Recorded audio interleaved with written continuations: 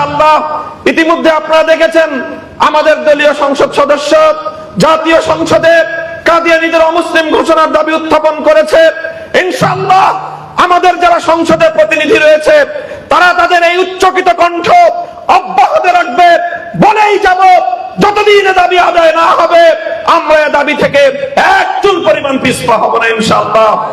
ইনশাআল্লাহ আগামী রহমানির রহিম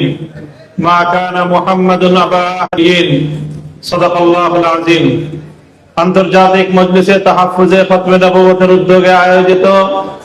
আজকের এই সেমিনারে উপস্থিত সম্মানিত সভাপতি তাহাফুজে খতমে নবুয়তের আমির আল্লামা শেখ সাজিদুর রহমান, উপস্থিত প্রধান অতিথি উলামায়ে বাংলাদেশের আমির,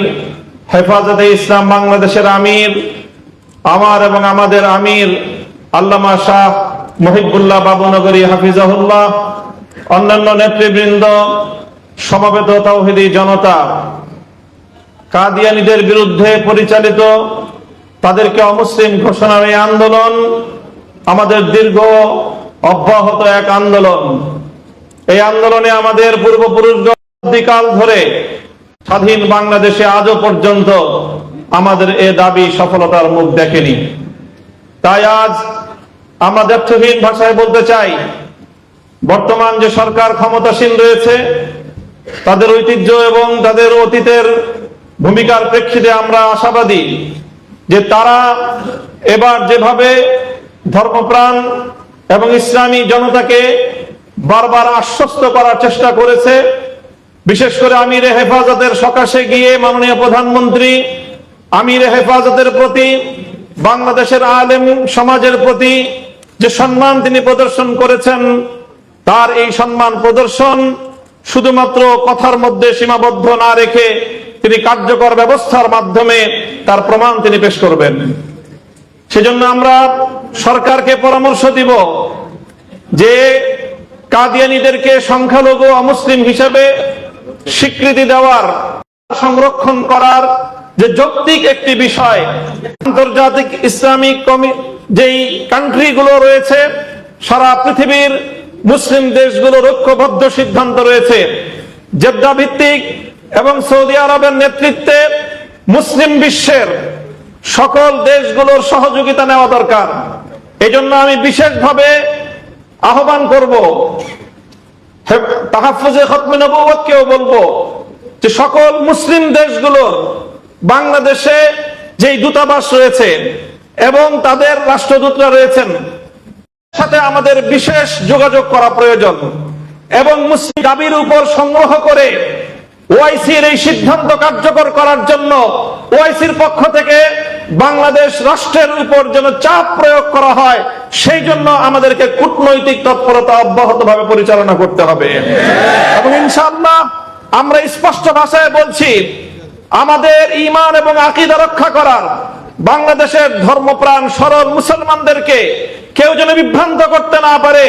এই বিভ্রান্তির হাত থেকে, ঈমান বিধ্বংসী ষড়যন্ত্রের হাত থেকে আমার দেশ, আমার মানচিত্র, আমার জনগণকে রক্ষা করার জন্য যা করতে হয় আগামী দিনে পরামর্শ দিয়েছেন। এবং আগারে অমুসলিম ঘোষণার এই দাবি আদায়ে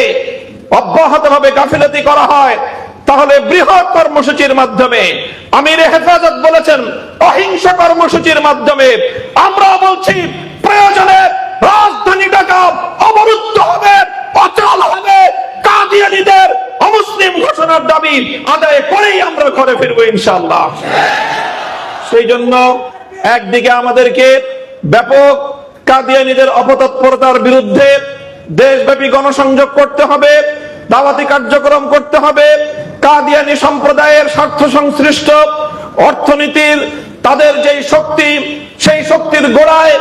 আমাদেরকে নিয়মতান্ত্রিক উপায়ে আঘাত হানতে হবে। সেই সাথে গোটা দুনিয়ার মুসলিম বিশ্বকে সঙ্গে নিয়ে বাংলাদেশের সকল রাজনৈতিক পক্ষগুলো ঐক্যবদ্ধ হয়ে ইনশাআল্লাহ, ইতিমধ্যে আপনারা দেখেছেন আমাদের দলীয় সংসদ সদস্য জাতীয় সংসদে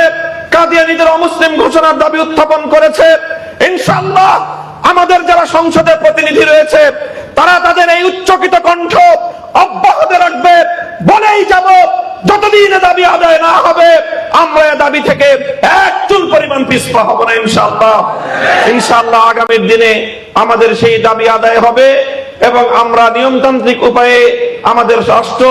সরকারের কাছ থেকে সেই দাবি আদায়ের প্রত্যাশা রেখে বক্তব্য শেষ করছি। ওয়া আখিরু দাওয়ানা আলহামদুলিল্লাহি রাব্বিল আলামিন। এ পর্যায়ে বক্তব্য